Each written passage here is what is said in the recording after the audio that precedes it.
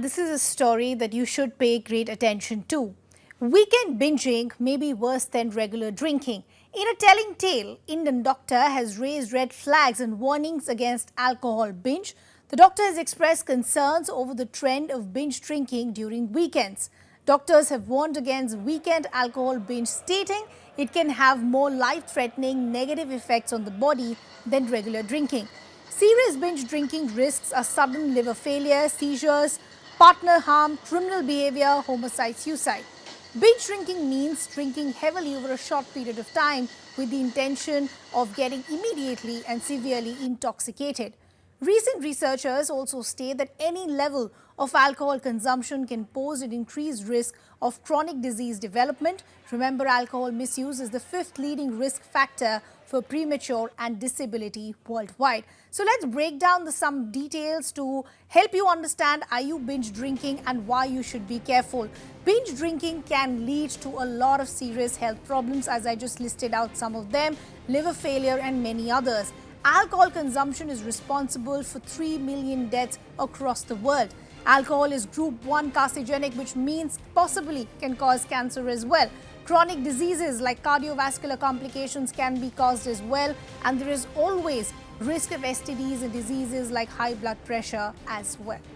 So let's bring in our guest, the doctor who in fact has raised these red flags as far as weekend binge drinking is concerned. Dr. Arvinder Soin, the chairman of Liver Institute Medanta, is now joining us. Dr. Soin, always a pleasure speaking to you. Thank you so much for taking our time and joining us here.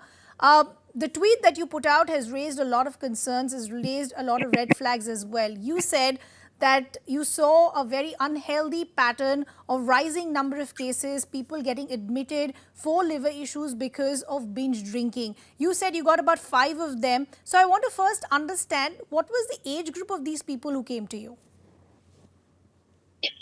Thanks for having me on the show. I've seen a disturbing rise in the incidence of alcohol-induced liver failure over the last 3 or 4 years. But on last Monday, it was pretty appalling. We had to admit 5 patients to the liver ICU, all of them with alcohol-induced liver failure. And sadly, all of them had had binges of alcohol in the previous 4 weeks. They were all between the 20 and 45 years of age group.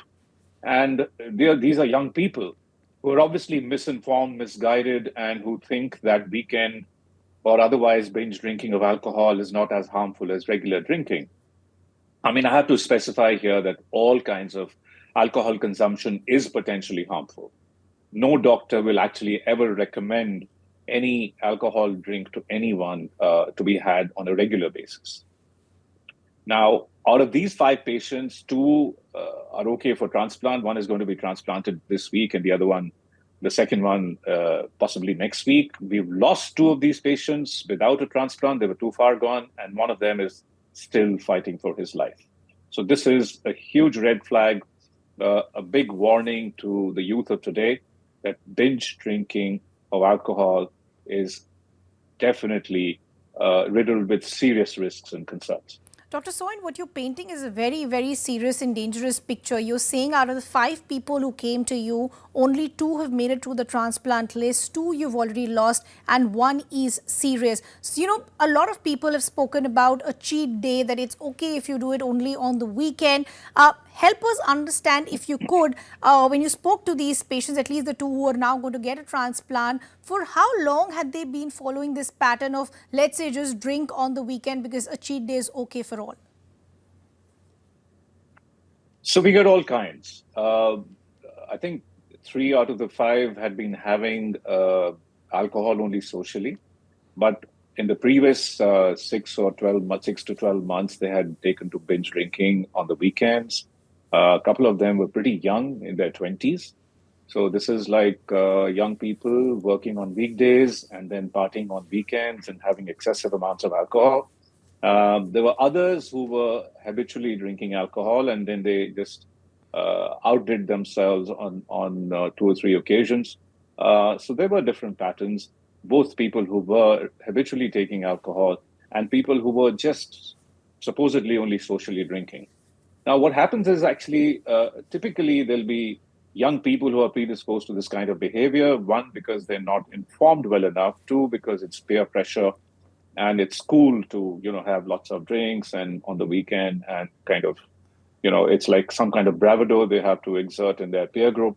So whatever the reason, and also they think that it's not harm. They can Sure. detox themselves by going to the gym or eating healthy food during the week. But that's a complete myth. Yeah. You can't detox the liver after you've damaged it, even if you've done it once a week. Binges are typically more than 5 drinks for men and more than 4 drinks for women Okay. within a space of 2 hours. And even as little as 4 or 5 binges over 2 or 3 months can actually completely destroy your liver. Yeah. So this is the gravity of the problem.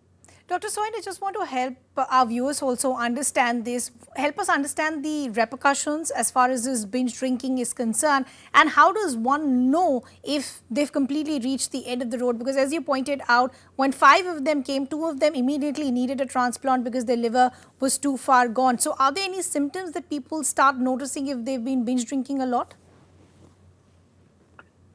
So typically, initially, what will happen is if somebody is habitually taking alcohol, then if they do their liver function tests, they will typically notice some elevation of liver enzymes, specifically SGOT and SGPT.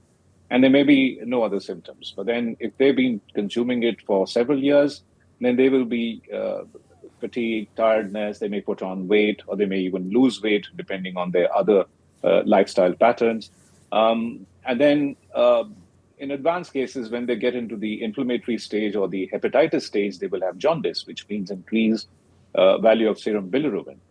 Now, with habitual drinking, this is what happens over a period of time. But with binge drinking, typically within 4 to 6 weeks after heavy binges, you can actually get severe alcoholic hepatitis where the bilirubin may shoot up to 10, 15, even 20, where the normal is less than 1.